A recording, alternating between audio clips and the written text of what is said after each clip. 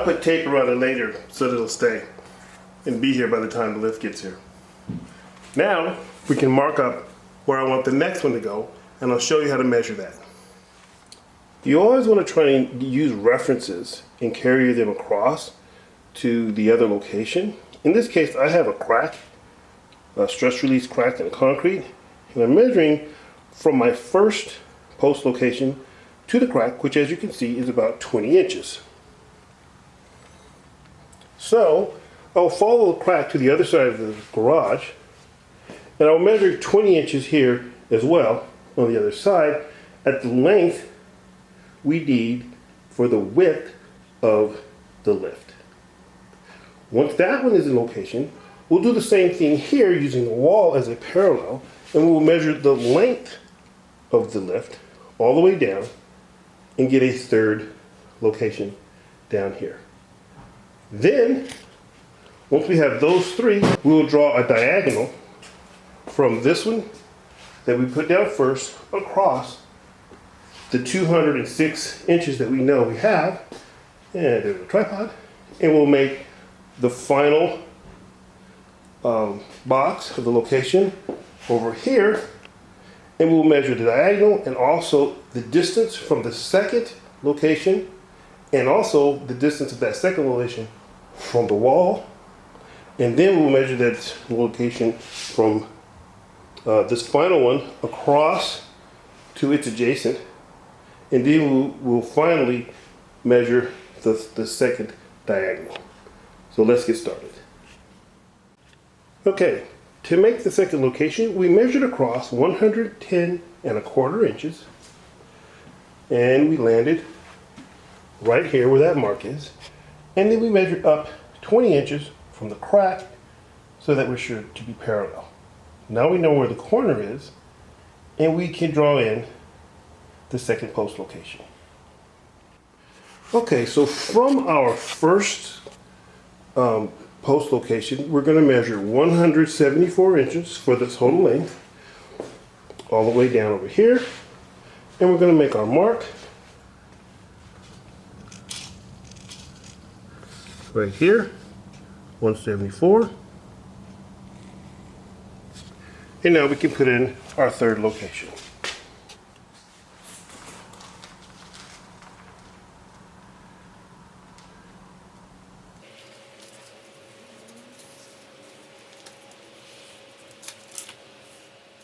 Okay, so here's the first post location. Here's the second, and we're going to measure it, how far it is from the wall, and it's 12½ inches. So we're going to come down here where the final post location is going to be, and we're going to measure out from the wall 12½ inches. And that will give us a distance for the outer edge, and then we'll strike a diagonal to locate that at 206. We'll also come across and measure the 110¼ to the third location that we just made. So here from the third location, we're going to come across and we're going to mark our 110¼ So that's going to be 110¼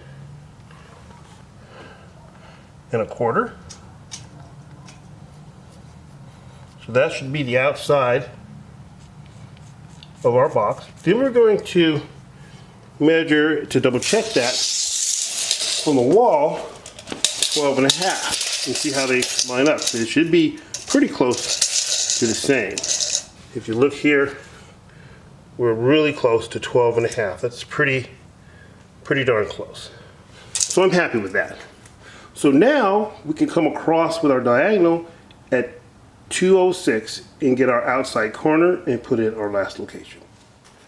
So here's our 174 from the second location all the way down this side, and that's where it crosses right here, 174.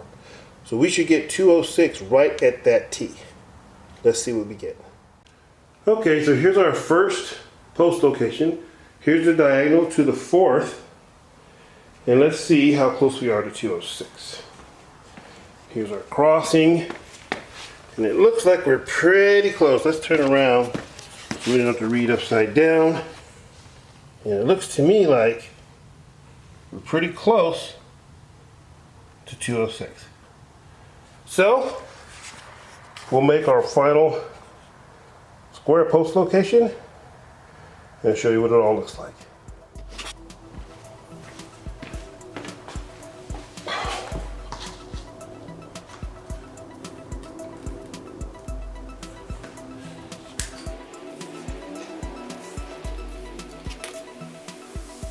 Okay, here's the final 4 locations. There's 1.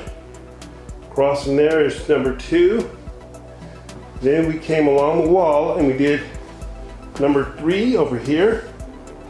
So there's number 3 location. Then we went across and did a diagonal. And we finally located number 4.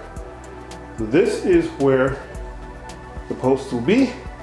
And now we know they're square, 206 by 206 diagonal. You know they're the same distance from the walls, and they're the same distance from each other. And that's how you square up locations. Thanks for watching.